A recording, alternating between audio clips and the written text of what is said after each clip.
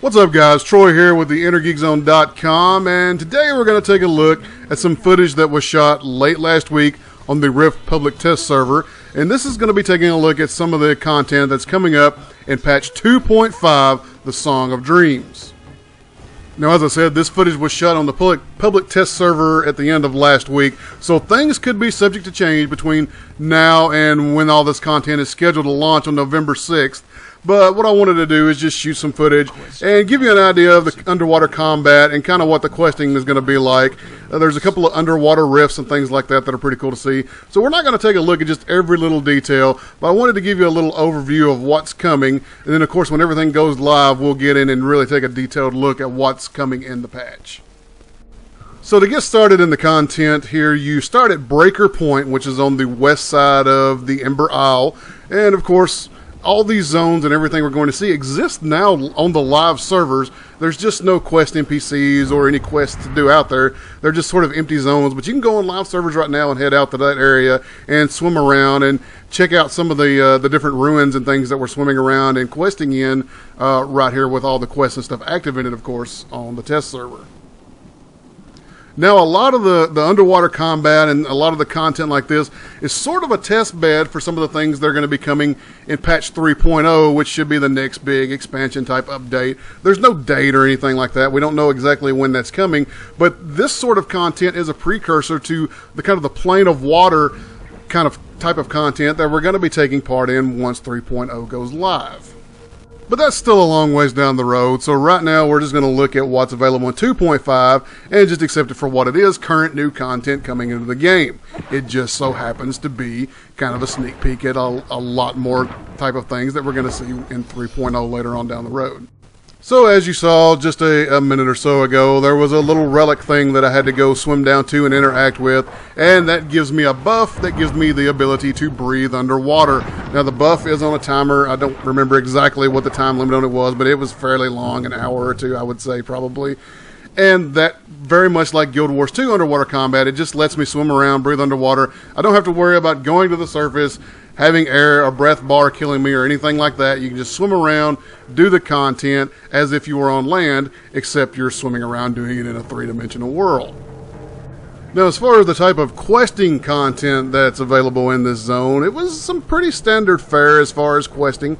There are Carnage Quests available. There are your typical story quests where you go here and do this thing. As you can see here where we activated some sort of altar, and then we've got a little whirlpool kind of pointing the way to the direction we're supposed to be going to continue the storyline quest.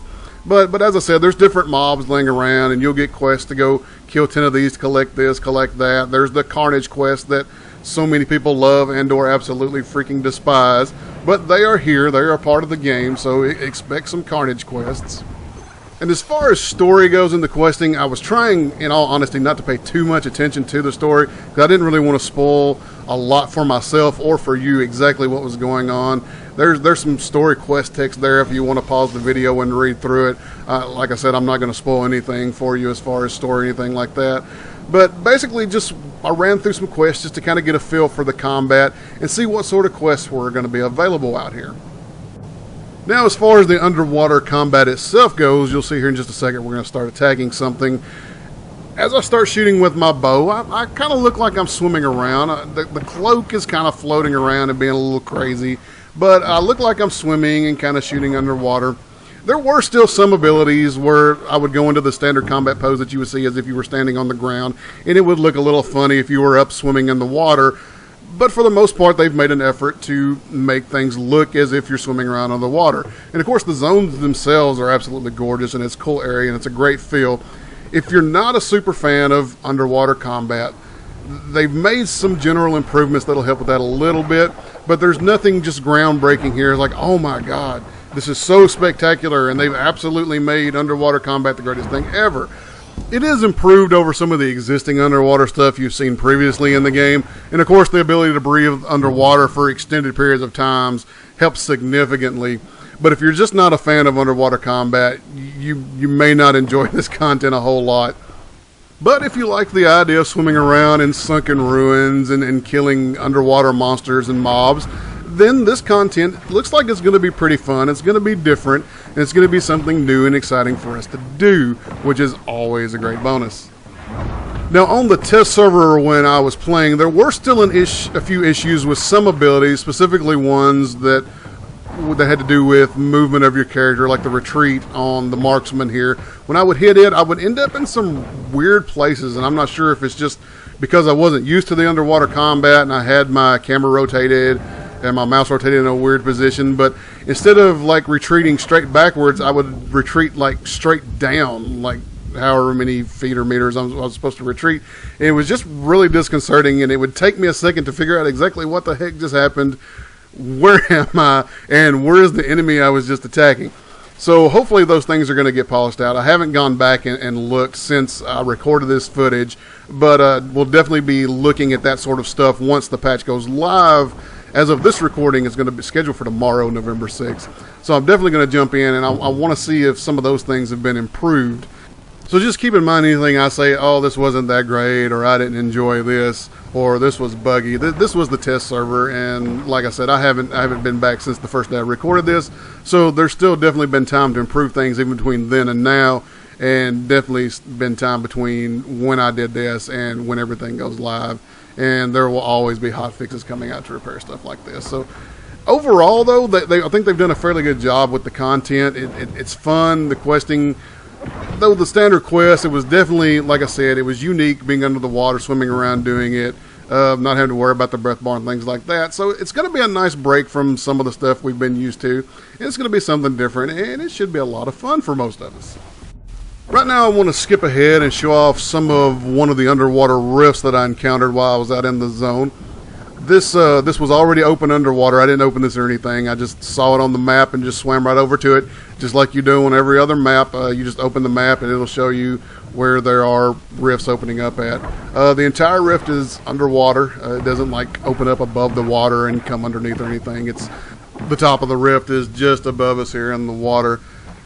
Other than that, I mean, it was a new rift. It wasn't like they just took an existing rift and just stuck it under the water. It was a little different. The monsters were different. Some of the objectives were different. As you can see, some familiar mechanics here where you had to kill the fish here before you could kill the sea creature back there that it was linked to.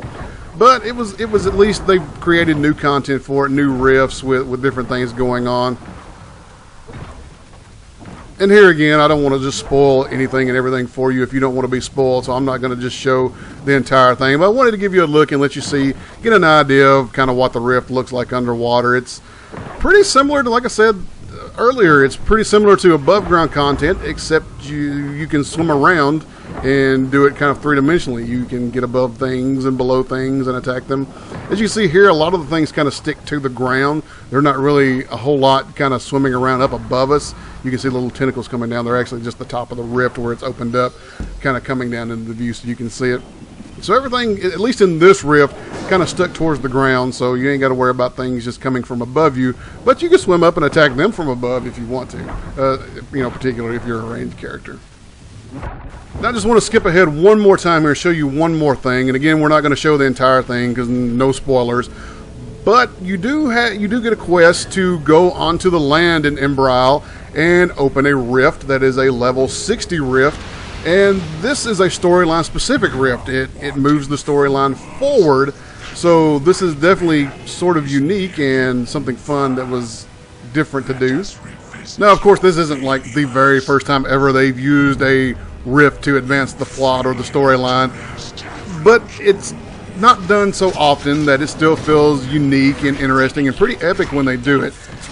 Rifts really offer a unique way to tell stories and advance storylines like that. You can do things with the rifts the way they're set up in the game, which of course is named Rift, to do things that you can't do with the static questing out in the world, and they really offer a truly unique opportunity. And most of the times when you run across a rift like this that is specifically there to advance a particular storyline, it's usually pretty awesome and unique enough that it really feels different and, like I said, pretty epic.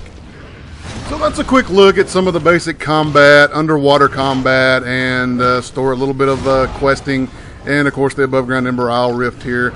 That's coming in patch 2.5. Of course there's a lot more that we haven't showed here, and again, I'm intentionally not showing complete versions of everything just to not spoil people who don't want to be spoiled.